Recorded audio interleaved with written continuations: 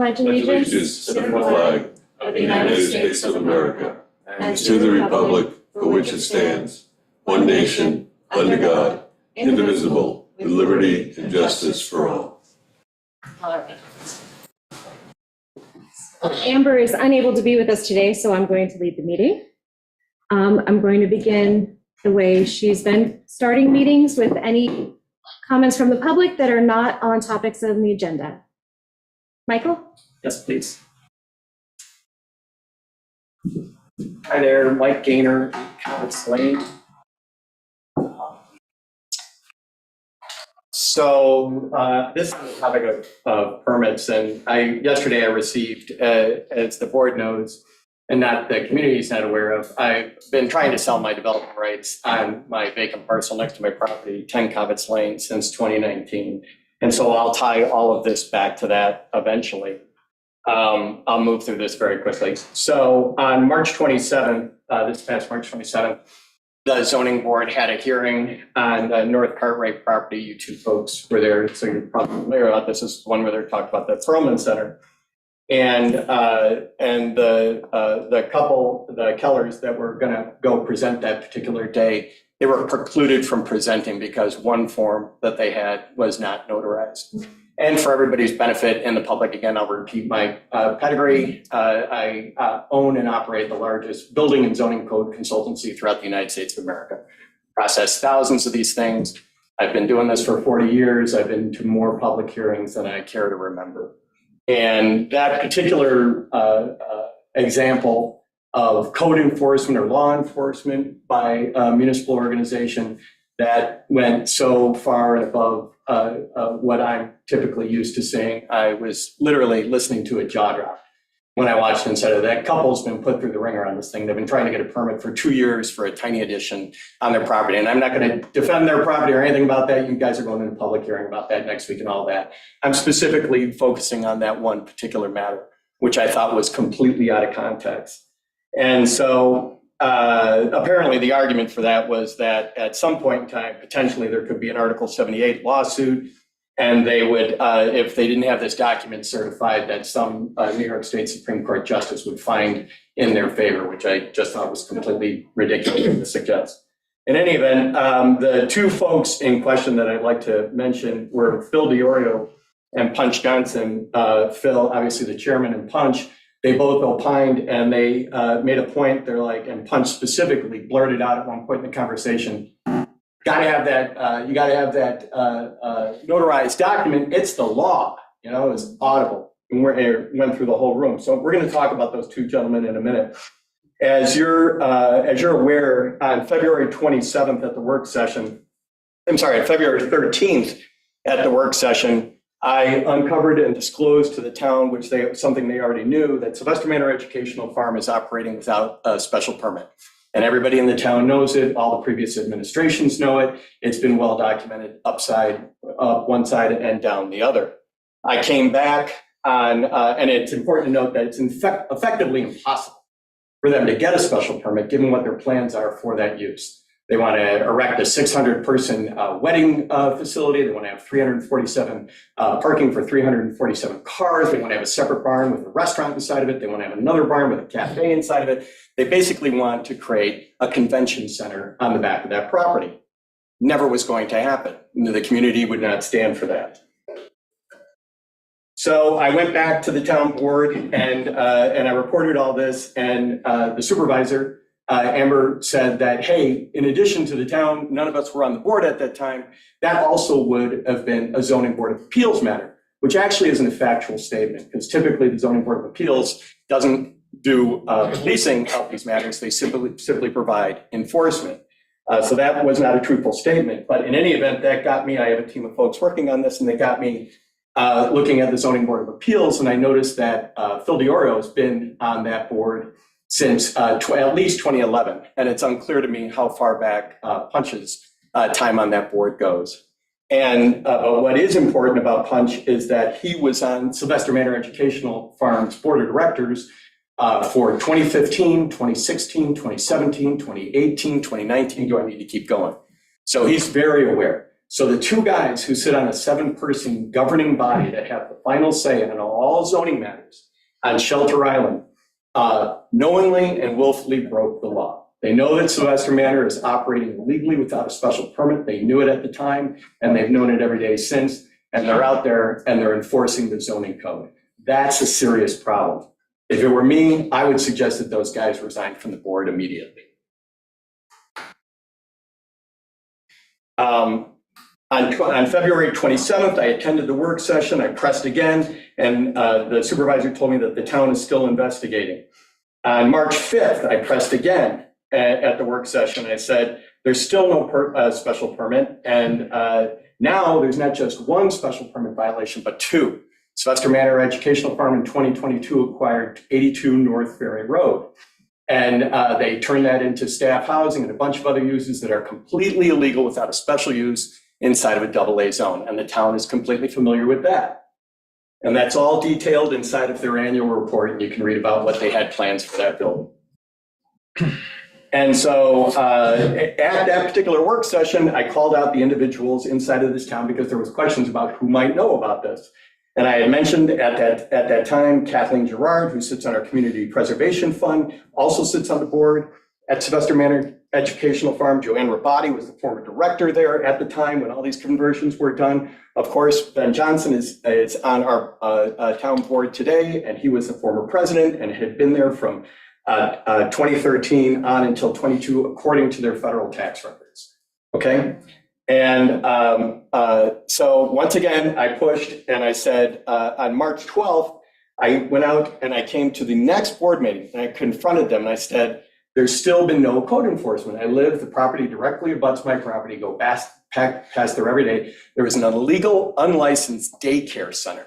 Little tiny kids running around inside of an illegal, unlicensed daycare center inside of that facility. The office is being used, they're raising funds. They're planning on having a big event there this summer. They're advertising that inside of the paper. You can't open up the Shelter Island Reporter without seeing all of the things that they're doing inside of that facility. And so the town's taken no enforcement action against them as of today. And I'd like to understand, my first question is going to be, well, let me put this into perspective. I have a FOIL request, by the way, just to make this all official. Thank you very much, Amber. I'm looking for copies of any enforcement action that the town's taken, and there won't be any. So we'll get to that in a moment. I want to put into perspective something that nobody is very familiar with because information does not flow out of this place very good. I want to give everybody an understanding of just how much money Sylvester Manor Educational Farm has received. It's important. It's going to take me a minute, and I'll be done here shortly, and you won't have to deal with me for at least a month. Okay, Meg? Okay. First thing everybody needs to understand is this Community Preservation Fund. So in 1998, Suffolk County created a Community Preservation Fund. And between now and then, $2 billion have flowed out to do all sorts of really good things. And that's fantastic. The town of Shelter Island specifically, since 1998, when that fund rolled out, got $43 million to go out and protect land. And on one side of the equation, that's awesome. We need it, and some really cool things have been done here.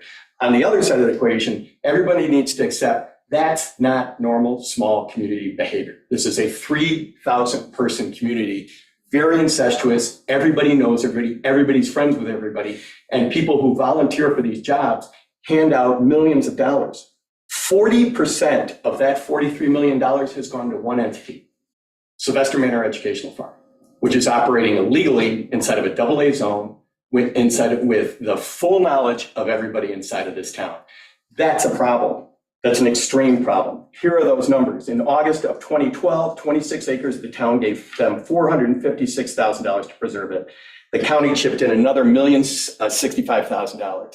Federal government gave up $866,000. Then again in November 2012, 57 acres were supposed development rights were sold. The town this time gave them $2.4 million. The county gave them another $7.2 million. Then in December 2019, 16 unsubdivided acres that could not be sold were, the town paid them $2,055,000 for that land. Then they received a $500,000 grant from the New York State to repair the old manor house. in December of 2022. In September of 2023, they received $750,000 from the National Park Service, again, to repair that manor house. Then in April of 2023, they received private funding from the Mellon Foundation to the tune of $3,750,000 for a total of $19,575,000. That entity in 2009, when it was formed, it was capitalized with a check for $500 from Evan Ostby, from $500 to $20 million of investment. I want you to understand where that money's at right now, according to their tax returns. $9,798,378 taxpayer source dollars are sitting inside of an E-Trade account. That's what's happened with our taxpayer dollars. They have another $202,000 in cash on hand. I've bought and sold more businesses than I can possibly remember. Tiny little entities like that don't have a need for $200,000 cash on hand. This is a serious problem. All the while, that place is literally falling down. It's 0.47 miles from your front doorstep here, and it's falling down. Nobody's put so much as a coat of paint inside of it. Meg, please, I'm almost done. I'm at the end. And there's garbage strewn all over the place. They haven't put a coat of paint on it, and it just does not make any sense. They've been operating in coordination illegally as described for over 8 years, no permits, no enforcement. They converted 80 North Berry Road from a legal residence until illegal offices, 82 into legal staff housing. They operate an illegal, unlicensed daycare facility. They are advertising for an illegal fundraiser to raise money to extend their illegal operations. All of this continues to go on. And I could read on forever. I'm trying to truncate it at this point. Phil Diorio and Punch absolutely laid the boots to those people because they didn't have a notarized document. And that happens every day over at that zoning board. These folks are doing this kind of stuff.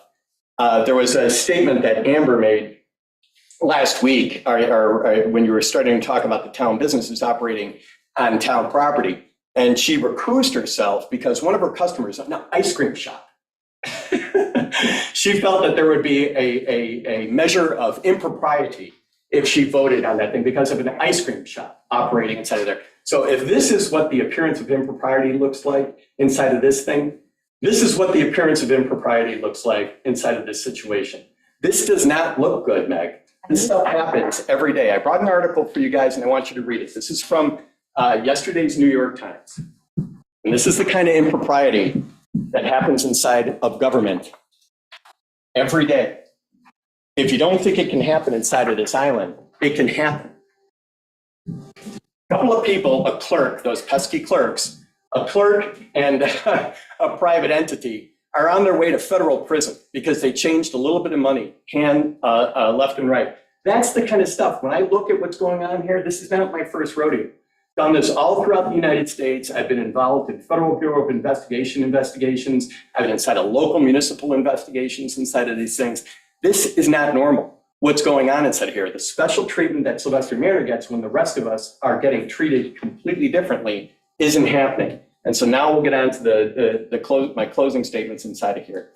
I have been fighting with the town of Shelter Island now since 2019, as I initially mentioned, to buy my development rights. And that has been a complete disaster, Jerry Siller decided very early on that he wasn't going to buy my development rights because he did not like me.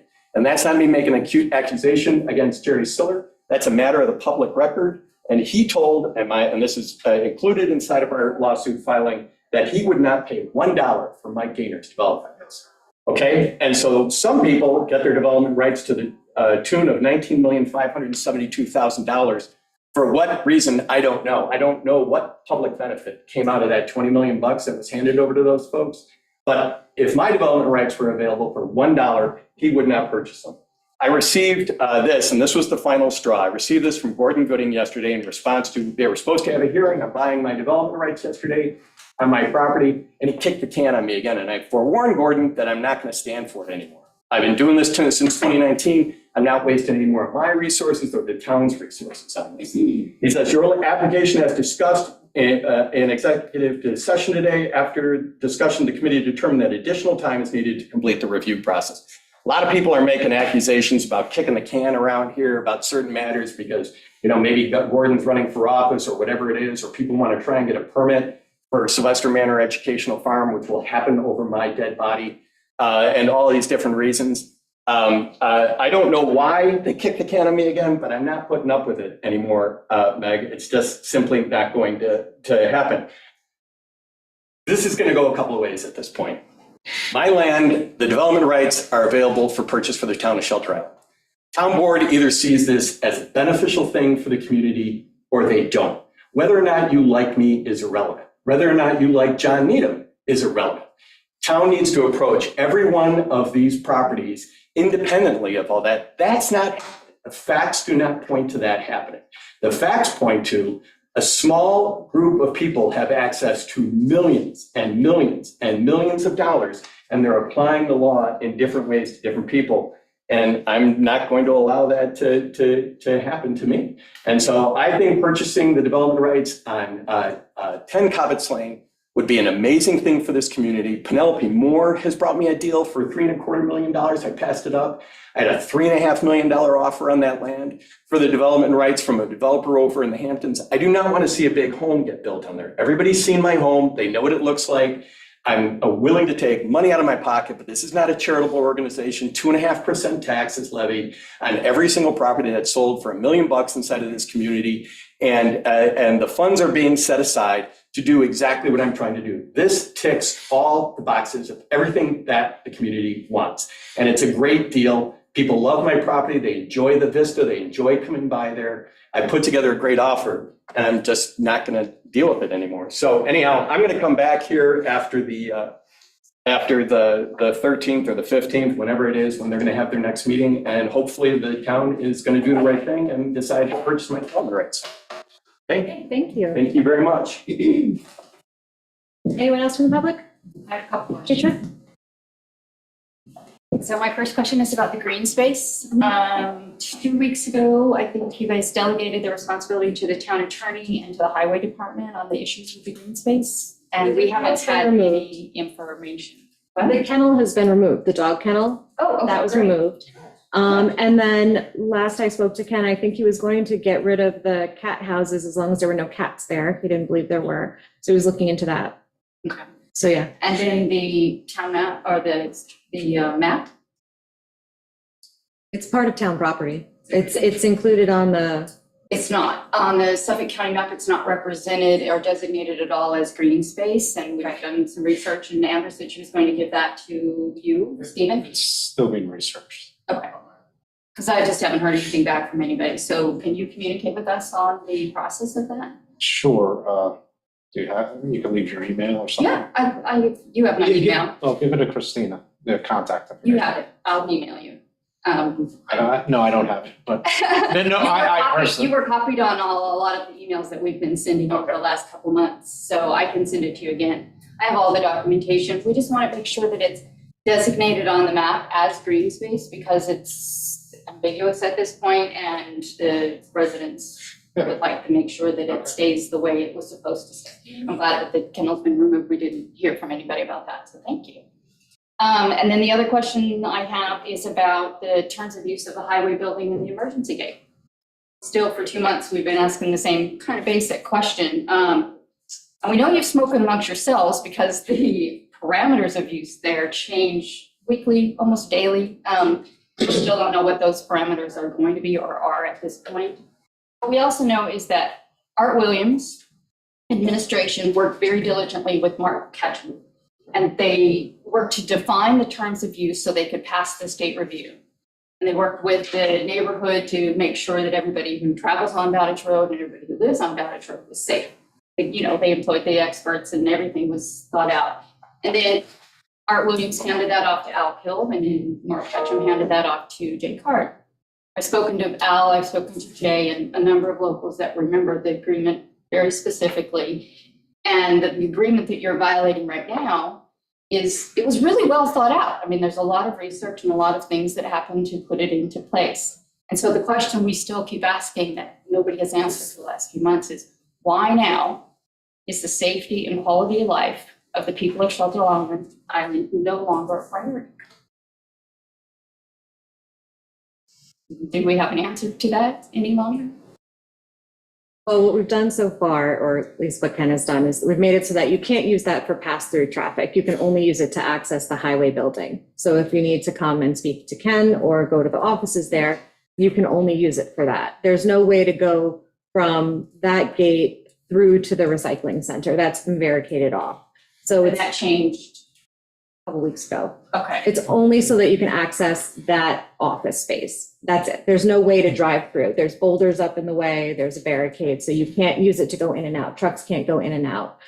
They were, backhoes and trucks and everything. But was going in and out. that was done, what, 2 weeks ago, I think, that Ken put that up. So he's changed the flow, so it's only to access the office. Okay, but he also said there would be no delivery trucks, and I sent you pictures of them in and out. And you can see they're clearly 100% in oncoming traffic at the crest of that hill, because there's no way for delivery trucks not to be in oncoming traffic at the crest of that hill. And so they continue to come and go. Well, the challenge with that is he can speak to each driver as they show up, but if you get a new driver, they don't know that policy. So he's been trying to spread the word, so until he gets to all the drivers and they know how they're supposed to enter and exit, it's hard to get everybody on the same page. Which is why 20 years ago, they made an agreement not to use that gate. I mean, that's why these safety measures were put into place in the first place, is because there is no way for that gate to be used safely. It's just not. So we don't know what the intention of use is now, and we don't know what the intention of use, since it changes all the time. Well, what is it going to be next week? Are the boulders going to be gone, or what's it going to be 6 months from now, or a year from now, or no one's told us why there's such an abrupt change of use and what that use is and what those terms are going to be and will they stay that way. So the question of safety still remains, and we would really appreciate it. The transparency that this board professed is just seems to be missing, because for 2 months, none of you have replied to our emails. And so we really would like to have that addressed. And we're going to continue to press you and send you information and show you why this is such a safety hazard for us. Okay. I wanted to address it today, Katura. That's a good time. It's going on, I don't know how long, maybe you can, when the situation started, when the town was debating where to put the highway department, leave it at South Ferry Road or move it to the recycling center, where it is now. It was debated. That was determined. I'm sorry. Oh, Just for the sorry. rec- for the people who can hear you. On Zoom. I don't go on. He's not camera ready today. Thanks, Sue. I'm not gonna help you though. It's okay. When I was there, 91 to 96, everything was out of the highway building down on South Ferry Road. There were no discussions on Bowditch Road at that point. We were putting the affordable housing up there. Across the road from the affordable housing was still at where they had a couple of ratty old trucks along the wall there, and you just threw your stuff in there.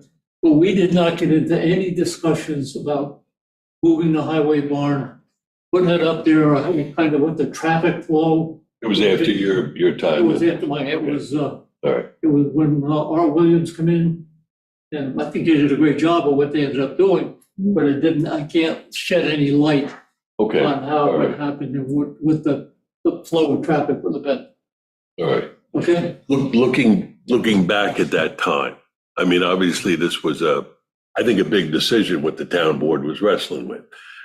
Keeping it at South Ferry Road or moving it to the recycling center. They hired a consultant to do They did a traffic study and a safety study. traffic study and a safety, made their recommendations. Pretty strongly, they thought the highway department would be better located at the recycling center because it was a unified site. And they were pretty strong about keeping traffic pattern on Monantic Road, in and out from the highway department, from the recycling area, for safety reasons.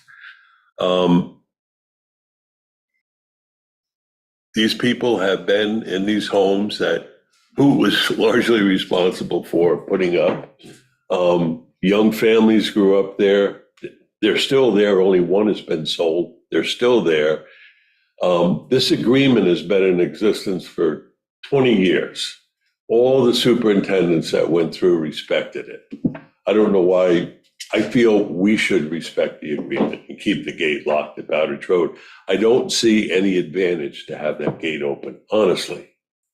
I'm afraid of an insidious creep Okay. of use. I really am. I mean, Ken said he has 12 to 13 people, residents a week that come to see him. I don't know. I don't see, there was no problem going through the recycling area, driving up to the highway department in the past, if you wanted to see the highway super. I just think the gate should be locked out of respect. And as a board here, I think this agreement was made years ago, and I think it's really incumbent upon us to uphold it. I really do. I've talked to people, listened to other people, and I just think it's incumbent upon us to keep the gate locked. I really do. Just to add to your comments, Albert, and, in my internal discussions on this, I ostensibly agree with Albert, except that I'm a little sympathetic to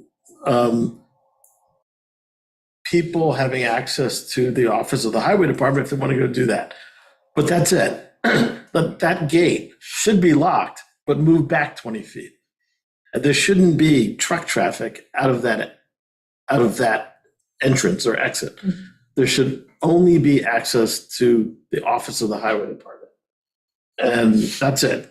And that was my suggestion in our internal discussions. Right, which is what Kenny has done. There's always I'm been not sure about access to that. Yeah, no, and although that changed next week, there's always been access to Sure that about building. I mean, every other person had access to that building. I went over there and saw Jay Cart. I went over there and saw Brian, or I've gone over there and saw David speeches. There's always been access. And I never went through that gate, and I lived across the street. I went around the normal way and went in. There's always been access. The change of flow now, I think, prevents, in defense of the FedEx truck, the change of flow now prevents him from going the way he did before because of the boulders and the sign. He can now not go up and deliver to the office that way. He can't get through. So he would have to stop down at the base where the operations are going on and then walk back and forth up to the office. So, and his truck doesn't go well in and out of Bowditch Road. And I appreciate what you said, Albert, and I appreciate what you said, Benjamin. And I just think that, to your point, it was extremely well thought out. It was spearheaded by Chris Lewis and the Bowditch neighborhood. And nobody had to be reminded to follow these rules because they had to put these rules in place in order to pass the state review. And they got a, declaration to do that. So we really do feel like that this is a big safety hazard for everybody who walks and rolls and strolls. And I've stopped walking my dogs, and I'm going to tell my dog walkers to do the same because it's dangerous. I actually have to agree with Ken that I think it's more dangerous to have the public driving through the construction area and where the men are moving with the large machines and the trucks. I think that's actually more dangerous to the public than it is to have them use a gate. And, I think that having just visitors to the office using that gate does restrict it from large trucks and things of that nature. But just from living around large machinery my entire life, I know how many blind spots you have in these machines, and I know how dangerous it is to be around construction and construction materials. And so, I do agree that it's safer for people to access the office from Bowditch Road than it is to have them go through the work zones. The historic pattern on Bowditch Road, that was the dump. You drove in and out of there in a horseshoe to throw your garbage into the back of the dump truck. I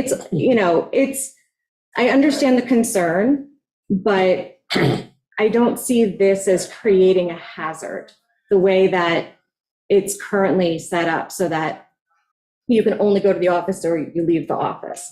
The way he's blocked it off, there really is no through traffic. You have to But admit, we it's can- changed on a regular basis. Every week it's changed, something different, and that could change next week and the week after that, so we don't We'll work know. on putting a policy together. And then also, Meg, for 20 years, there's never been one, I looked it up, I spoke with a lot of people at the highway, there's never been one safety issue with the flow of traffic the way it's been. Every other supervisor had people go to their office that way, every other member of the public, y'all, when you go down there, everybody goes that way for 20 years, and there's never been one safety issue.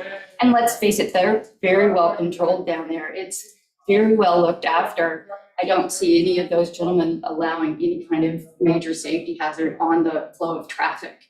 You can't, monitor every person and what they're doing, but they've been doing it a long time, for 20 years, since that building was built. They broke ground in August of 2005. And since that building was there, they've been having that flow of traffic that way, and it has been 100% safe. And our safety has been 100% safe. There's been one accident on Ballard Road. And so, like we said last time, why is our safety no longer a priority? And why is that being trumped by 13 people a week wanting to go visit us? It doesn't make sense to me. As, the amount of traffic that we now have on Ballard Road is a lot more than we used to have, and with the walking neighborhoods, people come and use Ballard Road, walk in and out and back and forth all day long. We work from home, so no. Okay. So safety, I think it really is a hazard. Okay. So we think, agree to disagree. Okay? Yep, thanks, Vic. Discuss.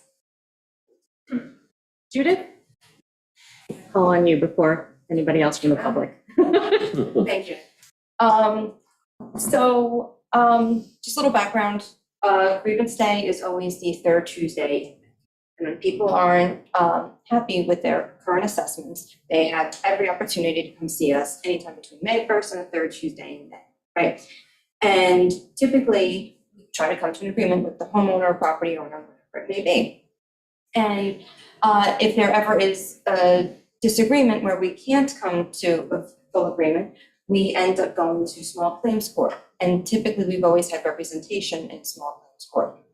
And our attorney since 1995 has been Peter Johnson, and he just sent me an updated agreement with him for doing our Article 7 cases. Okay, so I just wanted to submit that to you guys. Okay. So you have it. All right, thank you. Thank you, Judith. You're welcome. Any questions? All right, you're good to go. Thank you very much. Thank you. All right, does anybody else in the public have something they want to comment on before we get to the agenda items? Anyone on Zoom? See no hands. All right. They want to, I'm a member of the public. I've been receiving some calls and inquiries, really questions about where we are with the priority list, what happened to it. And I just want to make a couple comments along those lines. I mean, that list was really born out of this town kind of ripping itself apart over water quality, septic solutions, proliferation of massive houses, and obtainable affordable housing. I want to assure people that we do remain focused on these issues. And, the operation of government, we tend to get distracted from time to time. But I can say, I'll speak for myself, that I am certainly looking forward to a discussion about the impressive performance of the IA system that the school put in and how we can replicate that situation here for the town municipal buildings. I look forward to discussing, having a real discussion about the water test results in the center and how they do show issues that need to be addressed, but they certainly don't point to a centralized wastewater system or a centralized water system for the center. I look forward to discussing requiring the installation of IA systems upon the sale or transfer of properties. And I believe that'll be on the agenda for next Tuesday at the work session. I also look forward to a discussion about how we can better fund homeowners who choose to add an IA system to their homes and how we can better support them. And I look forward to the discussion about creating effective oversight of Suffolk County Water Authority, especially if we're going to talk about any sort of expansion of their operations. But I think we also should be really thankful for, the imperfect progress that we're making on curtailing the construction of large homes, but we're making it. That legislation is coming up for a vote in the next few weeks. And I think we should all really praise the Community Housing Board for their progress and work on building affordable units here on Shelter Island, be them ADUs or actual affordable housing. And that's it. We're marching forward and we're doing it together. Yeah, we already have a lot of those things in the works. We have the irrigation legislation, the fertilizer legislation, the large home moratorium, and the dock moratorium all actively being worked on along with the wetlands code. So, I mean, we're checking off some of the big boxes. So I think we're making good progress, but we can't literally do all of it at once. I'm just trying to address some of the calls I'm getting. Yeah, no, that's fair. I totally understand. It's good to bring it up, Ben. It's Yeah, good to bring it up. absolutely. I mean, keep But I it just fresh. wanna Keep make it sure on the everyone table. understands what we are working on so that they understand we're not neglecting things. All right, anybody else before I go to the agenda? It looks like Lori, you have your hand up. Hi, I had a question, just a follow-up from last week's town board work session. I know Amber's not there today, but she was going to the East Down Supervisors meeting. And they were going to be discussing the new proposed OSHA changes and its effect on fire department training. Do we have an update on that and how that meeting went and what was discussed? Not yet. The meeting is next week. Ah, okay. So we should have an update after that. She was at a different meeting. Yeah. Can't remember what it was. All right, thank you. You're welcome. All right. Anybody else from the public on a non-agenda topic? All right, in that case, I'm going to go to agenda topic number 2, suggested code provision about passable sidewalks. This is something that Chief was working on, so I'm going to send it over to him.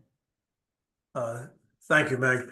And I'm going to be pretty brief on this. Over the last couple of years, we've had some blocking of the sidewalk issues in various parts of the community, whether it be Crescent Beach, the Heights, some Bridge Street areas. So one of the things we've had trouble with is just having a simple place in our local code to address this issue. So I met with Town Attorney Stephen Kiley, Town Engineer Joe Fenora, and Highway Superintendent Ken Lewis to discuss a simple code modification that would allow code enforcement or the police department to address blocking the sidewalk issues.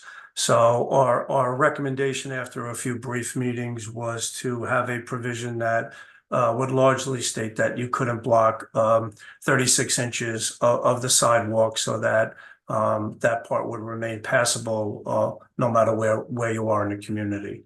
I just don't see Stephen's coming back into the room Yeah, he's now. coming back. So ultimately, this would be kicked to Stephen for where to put it in legislation. But I do think there's some real merit for our community to have a local provision in our code that says you can't block the sidewalk. Yeah, and that makes total sense. So the town board just has to determine the width that they want. You know, some communities have it like 6 feet so you can walk side by side, but I don't know if necessarily our sidewalks are big enough to accommodate such a thing. Our sidewalks are 6 feet wide. Yeah. So once we come up with a number, which I think I could draft it based on 36 inches, because that's the minimum for ADA compliance. We have one or two ways we could do it. We can make a standalone chapter sidewalks, which I think is silly. Or I think I could put it into chapter 106, which is our rights of way. Mhm. And I already started playing around with it. I think that's what I'm going to propose to the town board. So maybe at the next work session or the work session thereafter, I'll present it to the board for your review. Okay, all right. Sounds I good. think it's a good idea.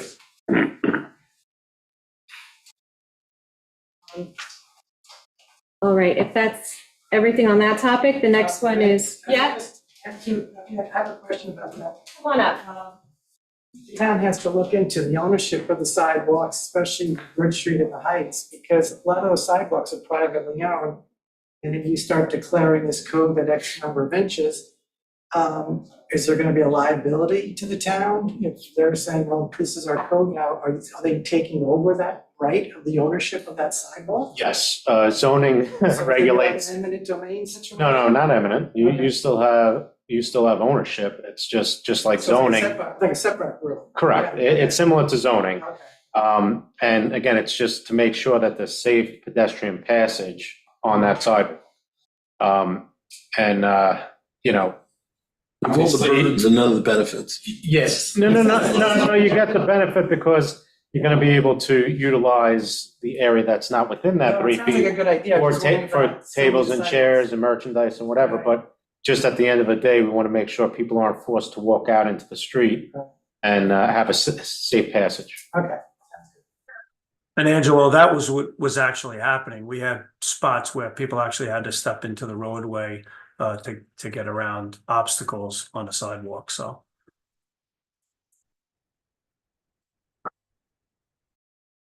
The next topic was Bridge Street parking. A follow-up. Sure, and I can start on that. We've myself, Highway Superintendent Lewis and Angelo had met. And we've also, between Angelo and myself, spoken to some of the merchants down on Bridge Street. And I think that with some input we have, we feel is a workable situation to modify our parking restrictions down there. And if Christina, if I can share my screen quick.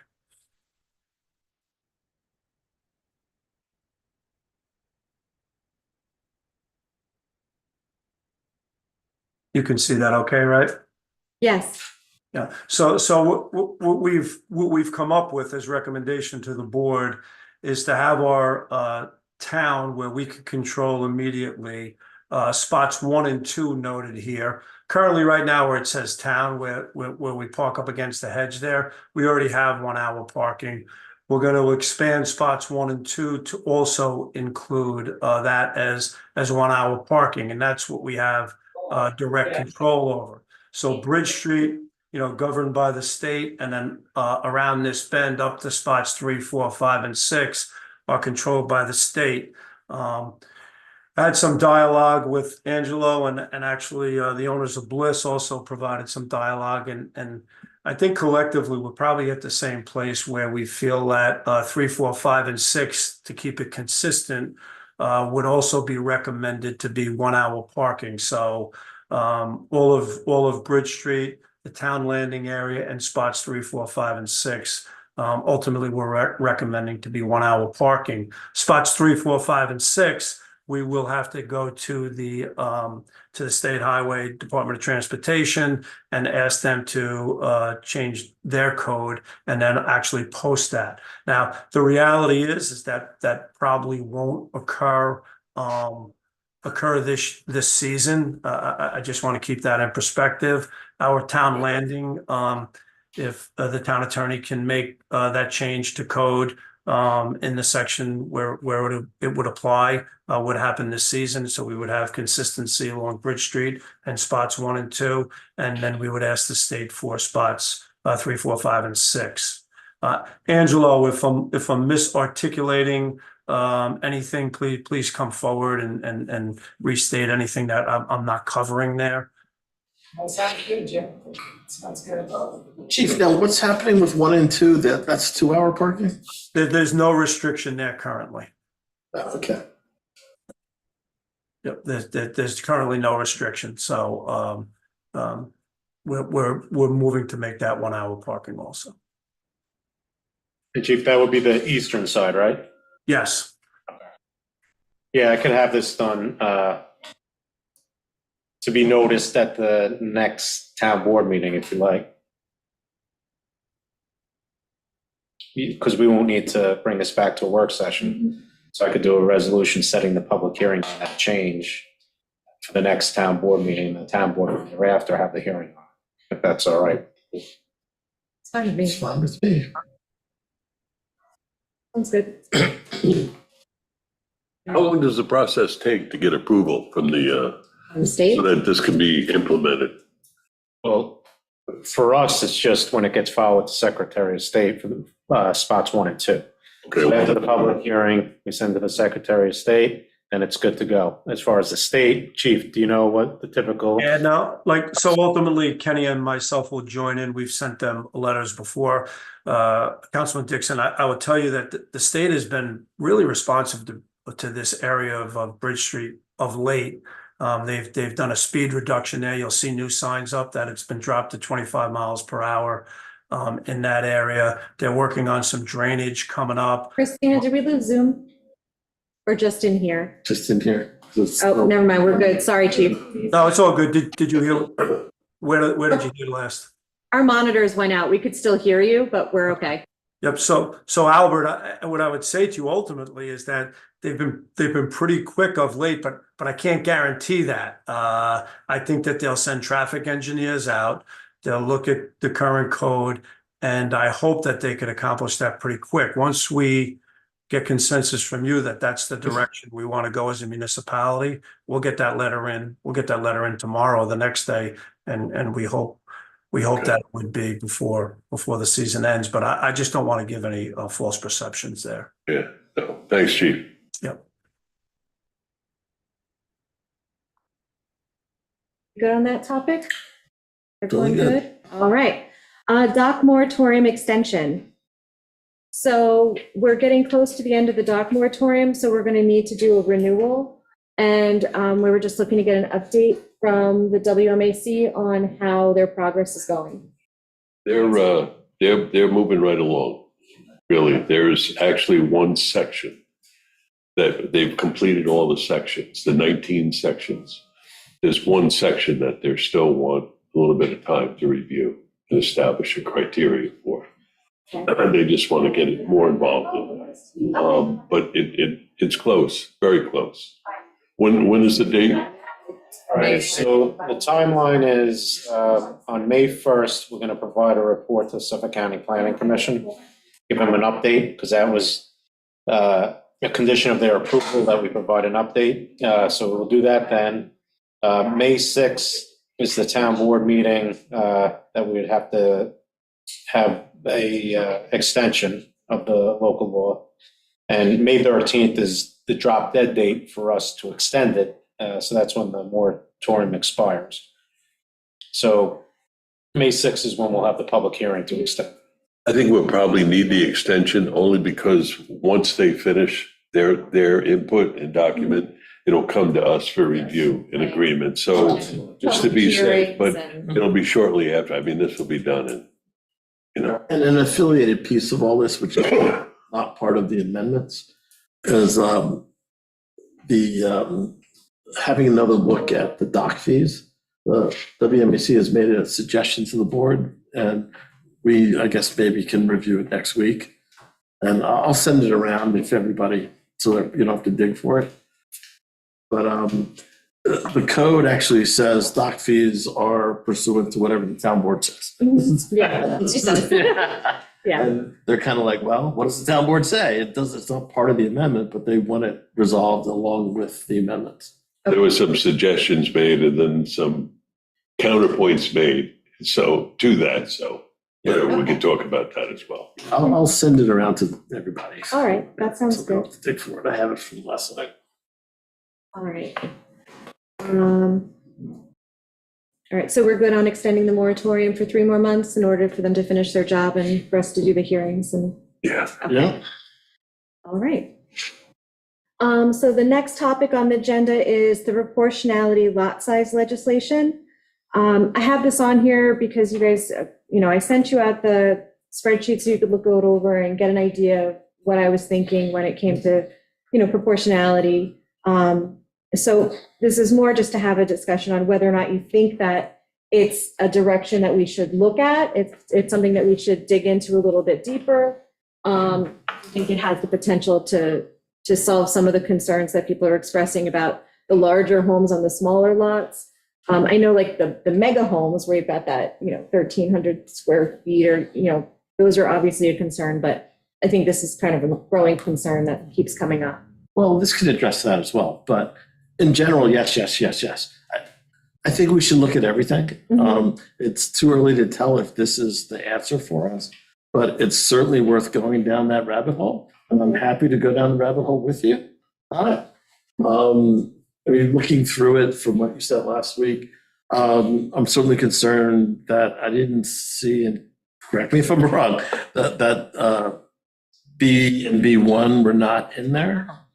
It's all zoning, it goes across all Zoning, zoning. okay. It doesn't matter what your zone is, it's based on your acreage. Okay, So Good. it doesn't, it doesn't discriminate based on your zoning. Yeah. It's just your acreage. So it's purely lot size versus house size, no matter where you are. I'm looking for the right solution. And sometimes there is the right now solution, which is the next thing I'm going to get to. I don't think this should stop or slow down the pyramid law. The SFLA switch to the zoning board and the pyramid law are kind of two pieces that lock together. They can be replaced later by this if this is a better solution. I know you don't agree. Don't worry. I don't agree. But we can work through that, Meg. Well, I think that we can do the SFLA restriction and moving it to the zoning board without doing the pyramid law. I think that the pyramid law and the proportionality portion go together more so than the cap of 6,000 square feet and the area variance. I think they're actually two separate and distinct things. And I'm not saying you're wrong. I'm just saying one's ready and one's not ready. And I'm happy to pass one But I and work don't- on the other one to replace the one. I don't we think the passed. pyramid's ready, though. Okay. That's part of my concern is that it only impacts the C zone. It's not as impactful on A and AA because it already has side yard setbacks that create that pyramid because you already have a 35-foot limit on the height of a house. So when you take the side yard setbacks of 25 and 30 feet, and same with the rear and the front yard, because you even have a deeper front yard setback on A and AA, it already creates a natural pyramid law because of the 35-foot cap. I mean, sure, your It does to corners, some but degree. it does to some degree, But to a not bigger degree, perfect. Yeah. to a bigger degree than it does to the C zone. So my concern is that the pyramid is going to disproportionately impact C, B, and B1. And I think that it's not necessarily going to create a solution. It's going to create uglier development because people are going to be like, well, I can fit it all right here in the middle. And It's not so easy to say, not so easy to do. If you're building a house that you're going to live in, you can't just twist it and turn it upside down and fit it in the middle, because that's not how people want to live. you haven't seen spiteful construction? It's horrible, but it exists. But it usually happens in commercial zones when it doesn't matter so much. When people have to live in that house every day, wake up there every morning, it becomes a different animal. But, I mean, that's my concern with the pyramid. Okay. Meg, I appreciate what you did. I think it's good stuff. Your proportionality, I like that, especially with C. I like it in conjunction with the pyramid law, the proportionality. I want to look further into it. We'll talk more about it, but I think it's good stuff right now moving forward. I mean, I think that if we do this proportionality, you don't necessarily need the pyramid law as much because you're restricting the size and the bulk of what can be built. I That's- almost agree with that. That's Almost. but that's where I'm coming from. I feel like this would be better than the pyramid law because it actually would change the bulk density on a property, whereas the pyramid just changes the shape and location on a property. And it may be, and it may replace the pyramid, it may not. All three things might have to work together. And right now, we got two ready to go. Let's get them passed. And I don't know if we have it ready to go. Do we have agreement on which zones the pyramid's going to apply to? yeah, all See- No, but that's you two. I don't know if you have another vote. That's We'll need Amber for the We'll have- discussion let's because get it's Amber. going to be a bigger discussion. We're gonna put but- Amber on the hot seat on this one. Well, I really think that proportionality could take the place of the pyramid and be more effective than the pyramid. And I think that if we just shove the pyramid through and then revoke it later, now you've created a mess that you gotta clean up. If, The two of them together. What's wrong with that? The pyramid and the proportionality. I would want, I think they'd work together, be pretty effective. I think Meg's always said it's the nonconformity it's gonna create. it's gonna create massive nonconformity. So unless we come up with different, I don't see where that, okay, go ahead. Sorry, didn't mean to interrupt. I understand you don't see how it would be a thing, but it could create a lot of, it could create a lot of It creates a little nonconformity. bit more. But in an area of the island That's built where and it's existing and more, being used. but where it's also more burdensome for people. We have a lot of the seniors living in the center, you have a lot of the older homes, you have a lot of these pre-existing non-conforming structures is what you create. And those are in the areas where, you know, it would be more affordable for young families to try to start a house. Like, Those seniors and people aren't going to, it's going to be a rare case that they're going to come in and want to expand what's there. but it shouldn't be more Non-conforming burdensome means for them to pre-existing do non-conforming. something. No, but it shouldn't be more burdensome for them to do something. Like if for some reason they need to get an updated CO and something that happened, 20 years ago is now going to impact their ability to get a CO, it's expensive for them to go through the process. That might be something that they can't take on. I just think it's something to think about. Okay. Like I said, I like your idea. I like the work you've done so far.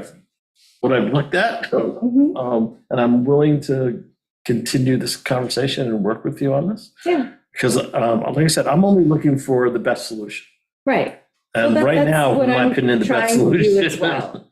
is SFLA going to ZBA and the pyramid law. And if we have to modify, supplement, revoke the pyramid law in place of this in 6 months, I think that's fine. All right, so, and from what I'm hearing, is that the 5,999 square foot cap, going for an area variance, that's the largest home you're gonna be able to build on this island. Yeah. What Meg is trying to develop is for substandard lots. So if you have a lot that is less than an acre in certain zones, or less than 2 acres in certain zones, that you would have a substandard lot law based on proportionality, Yeah. based on the lot size. And based on the lot size would dictate what size house you could build on that lot. And also, we could put in certain setbacks and things like that to have, so substandard lots would almost in essence have their own zoning code. Yeah, the way you're describing it now is it seems to be applying only to substandard lots, which then you definitely still need the pyramid law.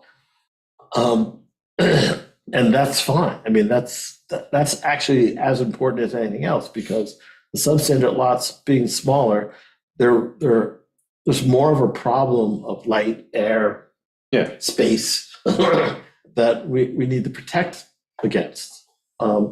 So maybe all three have to exist. Yeah, that's together. why it was an alternative to the pyramid, because the pyramid really comes into play with the smaller, narrower lots as opposed to large, grandiose lots.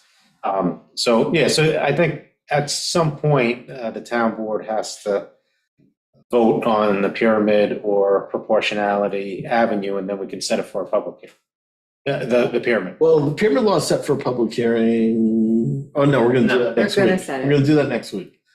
Correct, but I need to know what it's gonna say in it, because we have, again, the thing that's up for grabs is what zones does the pyramid apply to? Well, last time we met, we agreed that we're going to add C-zone with 10-foot elevation And then. And B and B1 with and that. B and B1 with the elevation.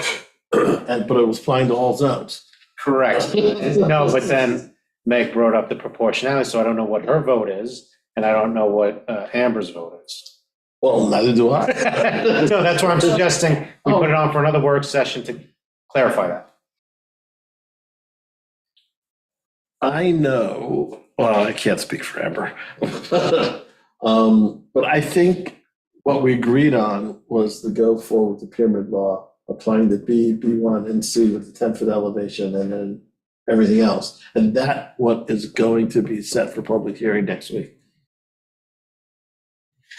Sounds like you need another work session. Yeah, I mean, if that's. Well, Amber's not here, unfortunately. I know. Yeah, Yeah, man, I mean, if she was here, but she's not, so. agreed to go to public hearing, then that can go to public hearing and the public can weigh in on what they think. So Yeah. that's fine. That's not a problem. Okay, so I'll set it for a public hearing. As the most Confirm that that's Amber's recent understanding iterations. too, and then, yeah. Yes. Speak to Madam Supervisor and go from there. The other thing, will it be? We can talk about this. That's fine. Okay. Well, what I'm thinking is we need an outline as to how to apply requirement upon sale or transfer to install an IA system. We don't need legislation. We just need an outline of what we're thinking about. That's a whole different Yeah. whole different can of worms. Yes, okay. That's, So I'm yeah. saying, do you have time to do that by next week? What do you mean an outline? Because we have our own code that mandates IA systems in certain circumstances. Yeah. Add another You just, segment to yes, it. you want I'm to, going to add a segment. correct. So I just throw on Yeah. a proposed amendment to that and you can talk about it. Great. So you make it sound easy. So we'll do that for next week's work session. Yeah. Thank you. One of the things I'd like to do is kind of reach out to the Heights and see how they feel about the two proposed options, the pyramid law and the proportionality law, because no matter what, they're also going to be significantly impacted by both of these things because of their, they're mostly substandard lots. They're mostly tiny lots. So I'd like to see if they have any concerns. Stella's here. She's in her car. Pull over, Stella. Hi, guys. Hi, Stella. Sorry. So, we're pretty used to in the lower heights having just about everything go to the zoning board. So I don't see this as really adding any more. And so I think we're happy with that. And in the upper heights where we do have, hopefully you can hear me, in the upper Yeah. heights where we do have larger parcels, I think that proportionality or pyramid would be helpful only because of the size of the houses that are coming our way. But with that, and I'm sorry, I'm being repetitive, also has to be a way to manage the size of a parcel. So a parcel might be 10 acres, and you might allow a very large home, but we've got to figure out how do we keep that parcel at 10 acres or whatever the acreage needs to be to accommodate the larger home. So it's more of a PS to whatever we write up, because what is a parcel today could be subdivided tomorrow. Understood. Makes sense. A covenant Mhm. on a deed restriction. We've done that before. We've done, yeah, that's been done to prevent somebody that they can't subdivide. Yep. So, I don't see it as being a much more of a heavy lift in the lower heights, and for the upper heights, I think it could only benefit. Okay, Okay. thanks. Excellent. Thanks, Stella. Thank you for asking.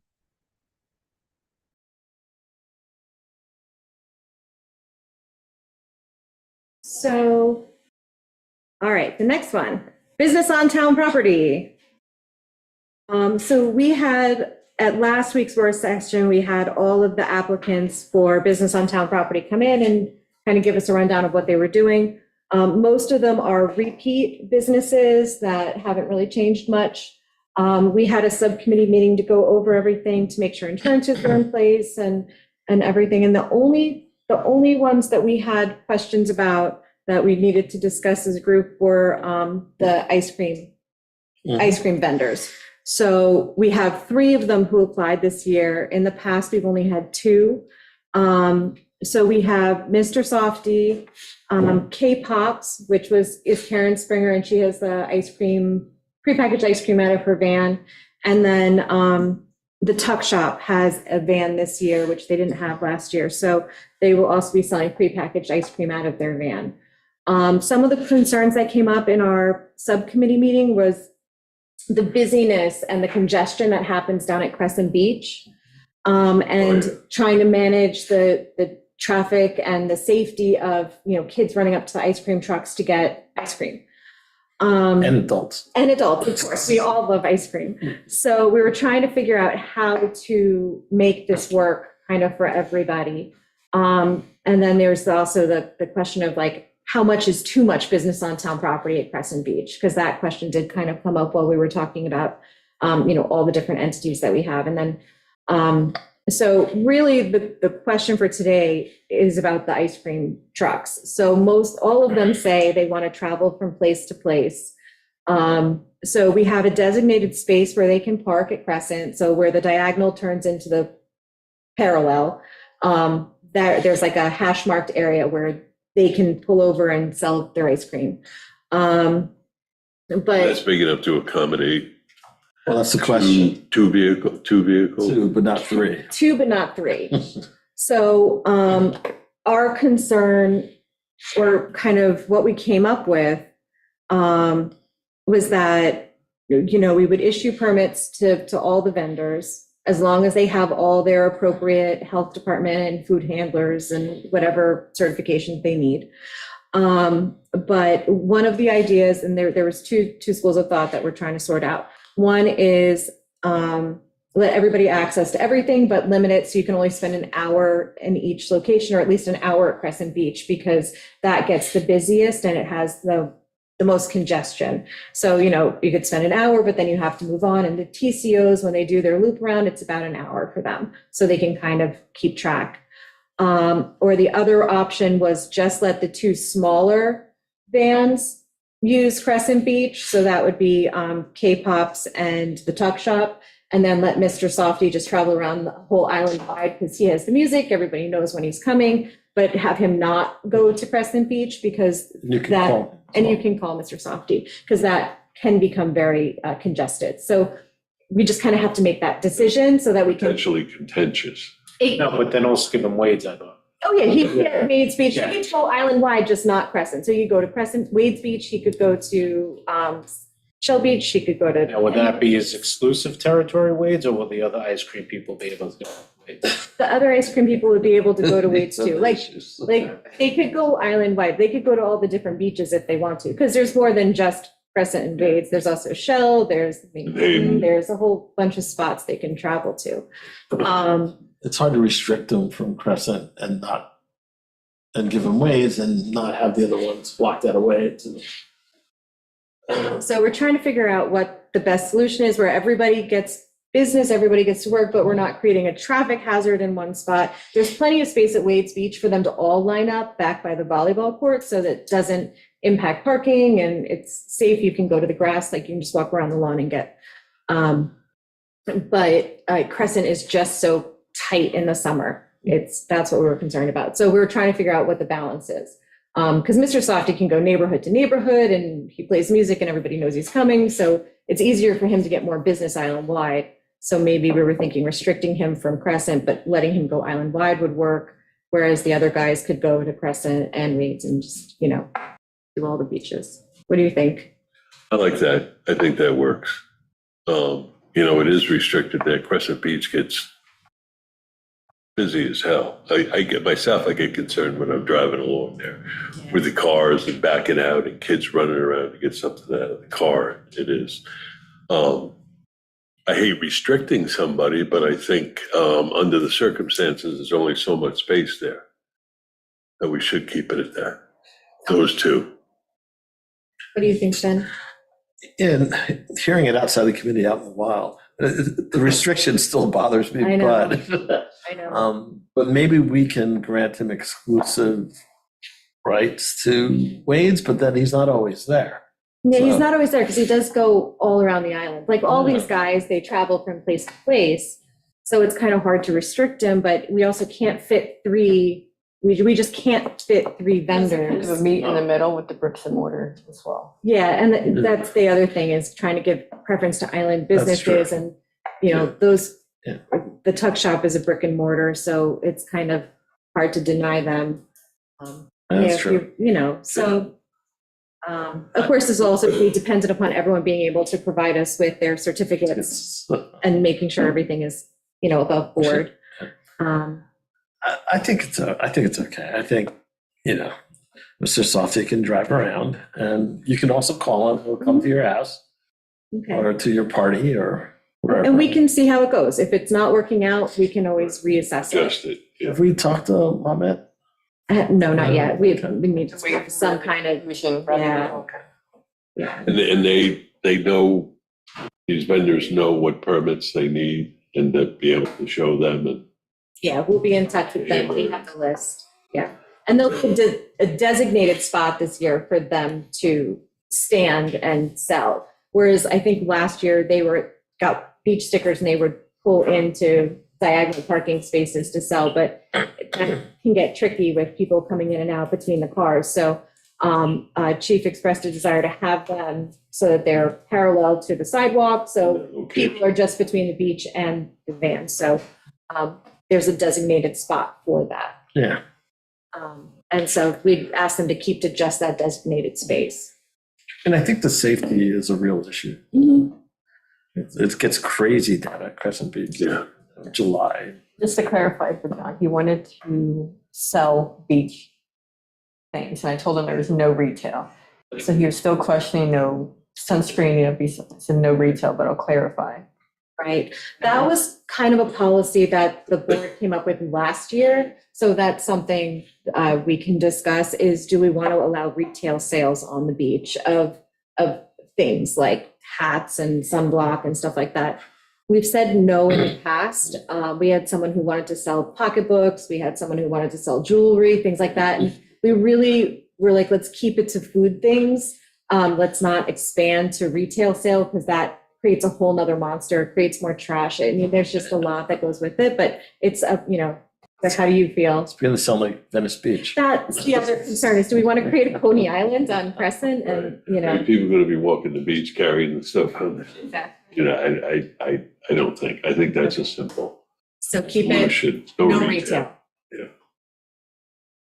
I Okay. would agree with that. All right, so we have a consensus there. Moving forward, Mhm. do we cap what we have? Do we put a cap on how many vendors now we're having a situation with 3 ice cream trucks. I don't know. Do we do that or I just? think there's any more room, It's certainly an issue. more room on Crescent Beach. Yeah, There was a policy previously that we were capped. right.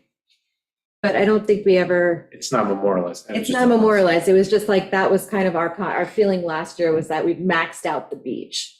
Between all the different businesses there, the beach is tapped, like it's full, especially Crescent. So I feel like this one more is just on the edge, anything more. And I think it would be too much for the beach to handle. But you solved So- it because you don't Right. allow Mr. Softy to be there.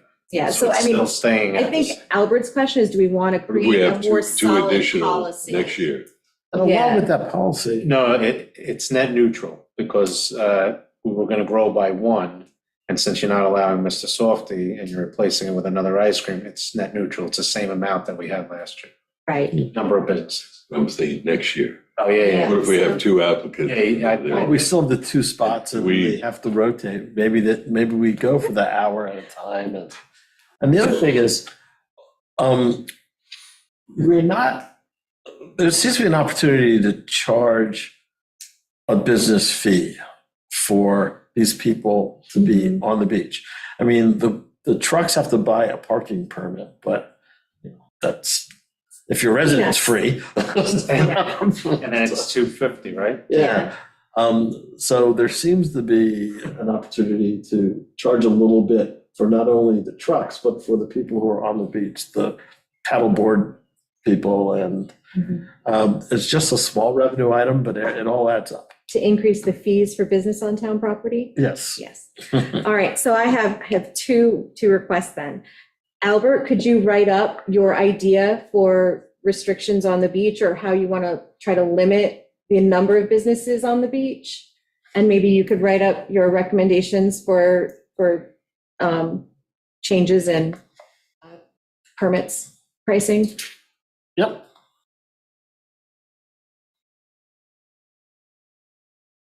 And then we can go over those maybe next week or whenever you're ready. All right, so that brings us to board member reports. Well,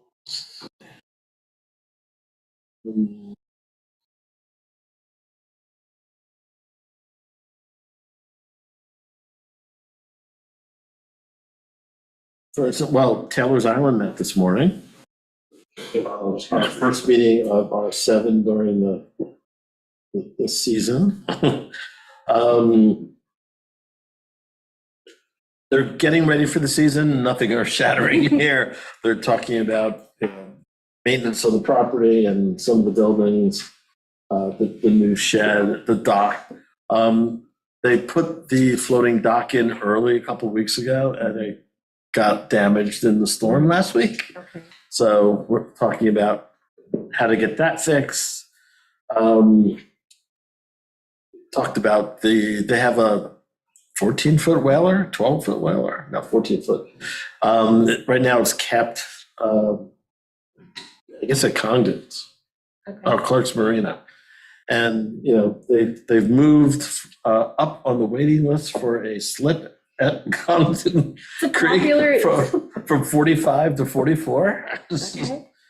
Okay. And I mean, they're working on a new brochure. They developed the Burgee. The Shelter Island Yacht Club and Taylor's Island have done a Burgee exchange. You'll find Taylor's Island Burgee, I believe it's hanging in the bar at the yacht club. And the Shelter Island Yacht Club Burgee is hanging in the cabin. But the Burgees, they're going to make them available for a purchase if someone wants one for their home. Quite a nice interior decorating item. The Burgee? It's the little Oh, flag. little flag. Okay. So, yeah.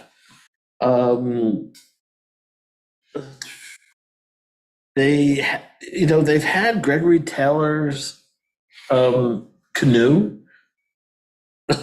Really? Yeah, but it's beyond repair. So they actually found someone who could turn it into a bookcase and put That's it kinda in the cool. building, which I thought was pretty That's awesome. cool. Yeah, so that's Really? underway. And like I said, getting ready for the season. That was one.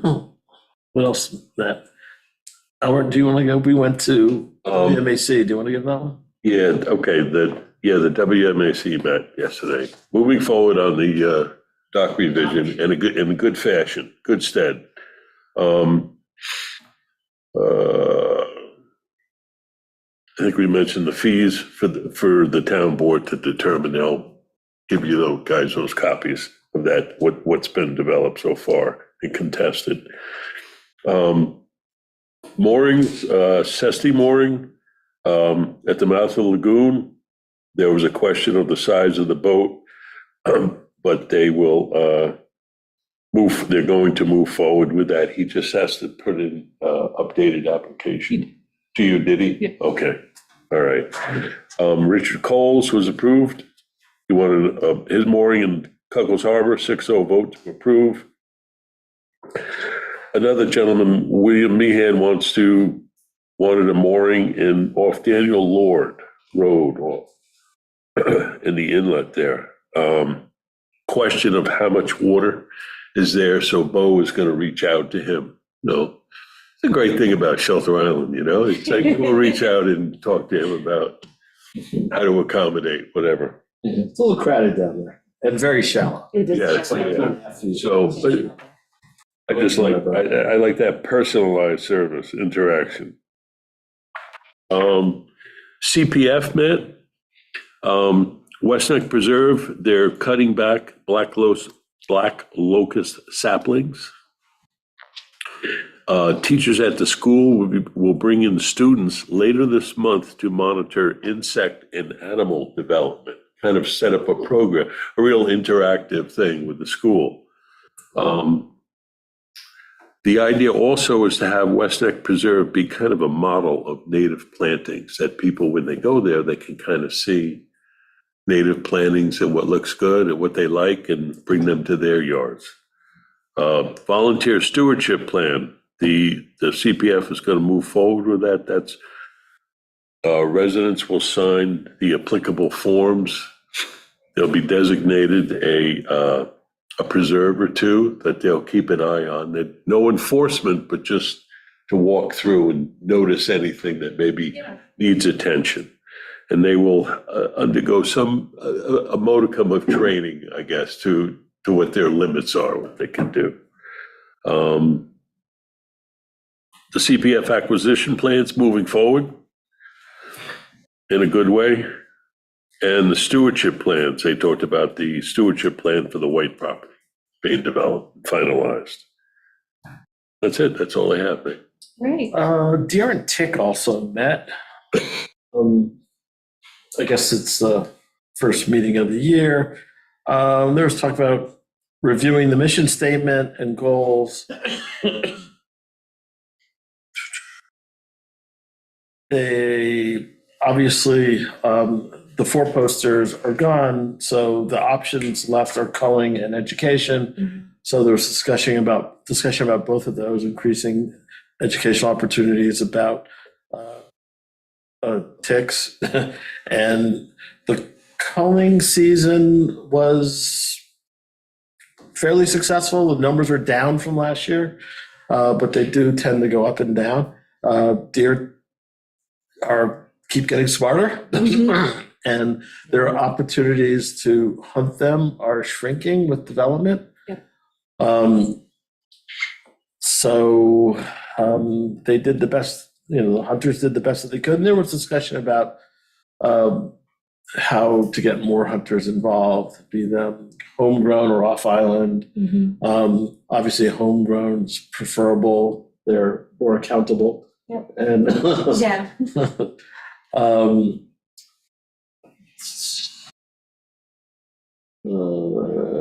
And let's see.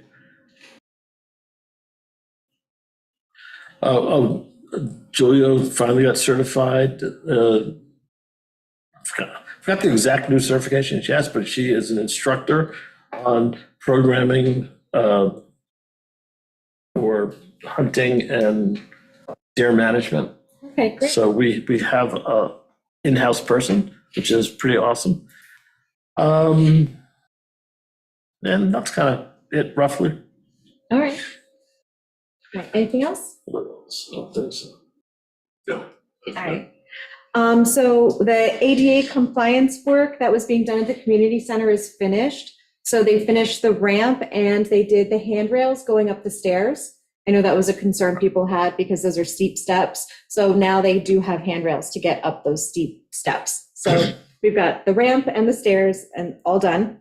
So that looks really good. The reason why it took so long is because they had to wait for it to become a certain temperature outside in order to put down the materials for the ramp.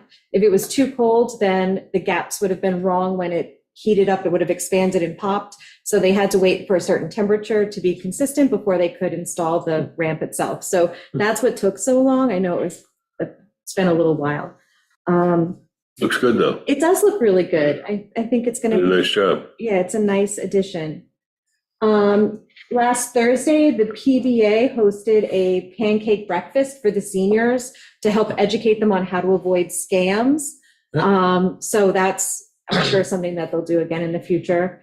But if you do have something come through your email or a phone call or something that upsets you or makes you nervous or you have questions about, please feel free to reach out to the PD. They're really nice and they will not judge you. They will help you. So if you have any questions about harassing emails or phone calls, reach out to the police department.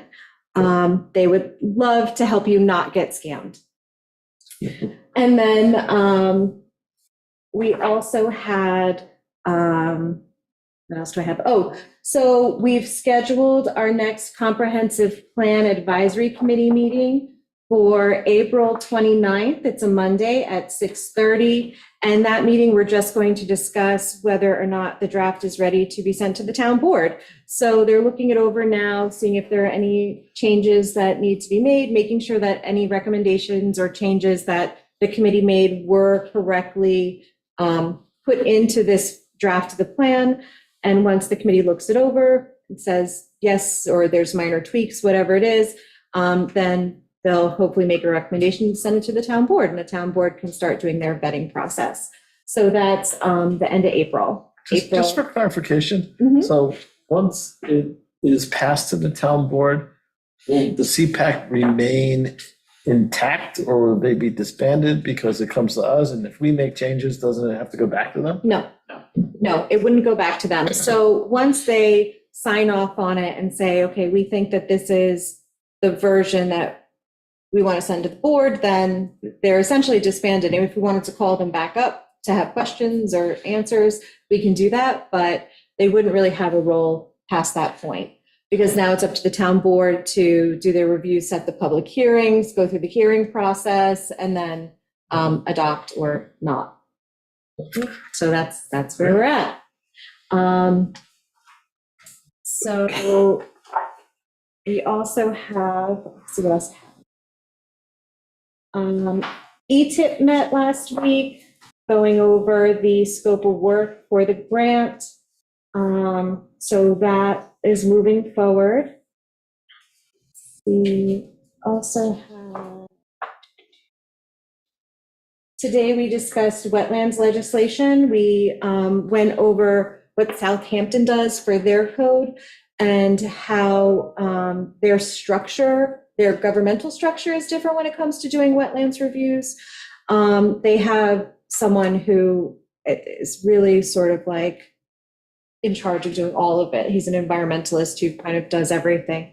But looking at it, I think that the group kind of decided what we try to do is fix our code and then wait for a Peconic Estuary Partnership study and see what their best practices and recommendations are in like a year, and then do another renovation then. Because it was kind of, the feeling was that we don't have the manpower, and it'd be really hard to find the manpower to do what Southampton does, because Southampton's having trouble finding the manpower and they need to replenish some of their staff. And so we'd kind of be in direct competition. It might be a challenge for us. So our thoughts are to fix what's broken and then wait until we get best practices from PEP, which should probably be in 2025, 2026. And then they should have like a whole path laid forward for us. Is there a discussion about maybe combining forces somehow and partnering? And Well, we once it talked passes about that today, and they were like, we really just don't have the bandwidth, because they're doing Southampton and Sagaponic already. So they're like, to take on another entity would be a lot. Plus they're down 2 employees. And they're down employees. It's a whole big thing. Because we did look at that. We're like an IMA, and they're like, yeah, no. He was very fine about it. But he was like, yeah, that's not going to happen. He indicated he had over 300 applications. Yeah. Here, so. He's a very busy man.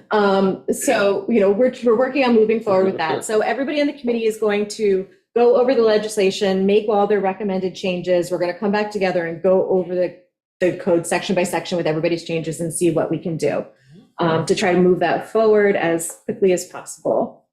And then next week, oh, nope, that's it. Roadside cleanup, Saturday the 13th, Lions Club is hosting it. So if you go on their website, I think there's a way you can sign up. You can choose an area that you want to clean up. You go, you get the vests and the trash bags and everything from them. You do your cleanup, and then there's a picnic afterwards with barbecue. So that's just something to keep in mind. And I think that's all I've got. What time is the cleanup? It goes from 9:30 to noon. And you can choose what area of the island, beaches, whatever you want to do. So it's kind of fun. How do you sign up? You can go online. Albert. How does Albert sign up? How does Albert sign up? He'd probably just show up. Look it out for me, I bet, okay. Remember that. No, it is a good thing. Mhm. Is it a website that you got it? I think it was actually in the paper too. There might have Okay. been an ad in the paper on how to sign. Okay. Yeah, it's on Facebook, it's been on Instagram and Facebook, and You can just show up the day of. I was gonna say the same thing, yeah, you can just show up the day of, and you show up at the firehouse. Yep, the firehouse, center, yep. Coffee they- and snacks to start, clean up for a couple hours, and the fire department does a great barbecue afterwards. See, they, All right. all you need to know. All right, anybody have anything else? I think so. All right, then I would like to make a motion to adjourn the meeting. So move, seconded. All in favor? Aye. Aye. All right, have a